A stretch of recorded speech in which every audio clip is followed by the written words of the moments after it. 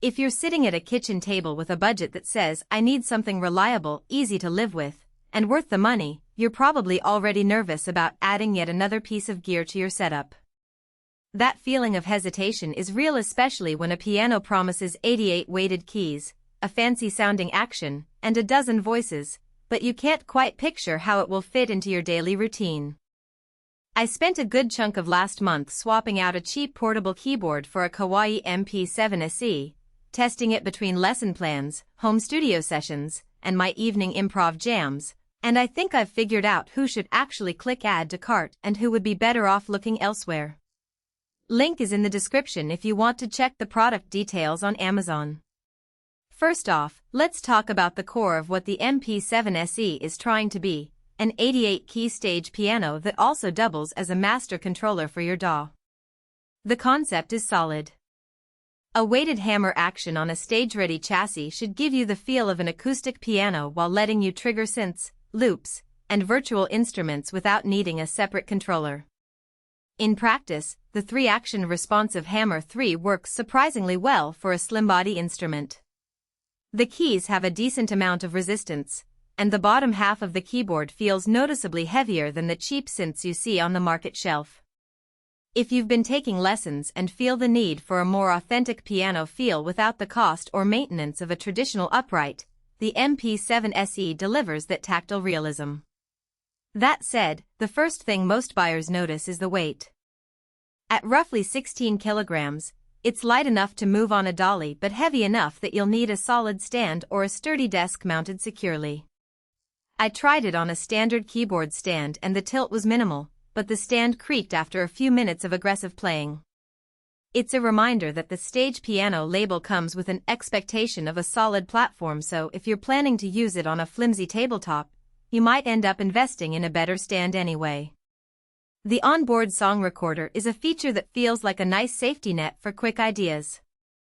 I recorded a couple of chord progressions during a lesson break, saved them, and was able to play back without touching the computer. The recorder's memory is limited to about 10 short sequences, but for a songwriter who likes to capture stray melodies on the fly, that's actually handy. It's not a full-blown multitrack recorder, so don't expect it to replace your DAW, but as a brain dump tool it works well. Now, let's discuss the master controller side. The MP7SE routes MIDI out to any connected device, and the 256 voices can be split across the keyboard or layered. I plugged it into my laptop running a popular DAW and used the built-in voices for a quick piano demo, then switched to a synth patch for a lead line all without having to remap anything. The transition is smooth, and the latency is low enough that I didn't feel any lag in my fingers. For people who already own a digital workstation and just need a high-quality keyboard to drive it, the MP7SE can replace a separate controller and save space. However, the voice library itself is where the value starts to blur. The 256 voices include a range of pianos, electric pianos, organs, strings, and synths, but many of them sound generic compared to dedicated sound modules like the Yamaha Motif or even more modern Kawai models. If you're a sound designer looking for deep, multi-layered patches, you'll likely feel limited.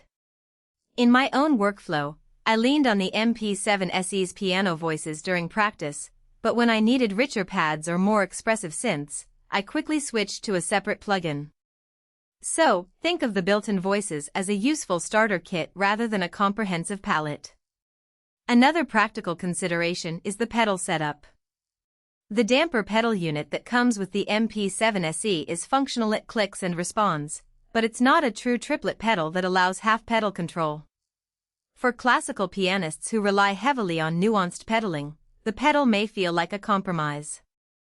I could still play simple pieces without issue, but the lack of half-pedal resolution became noticeable during more expressive repertoire. If pedal nuance is a non-negotiable part of your playing style, you might want to invest in a higher-end pedal unit compatible with the MP7SE or consider a different instrument entirely. Who should definitely consider the MP7SE? Beginners who have outgrown lightweight keyboards and want to get closer to an acoustic feel without buying a full-size digital piano are a perfect fit.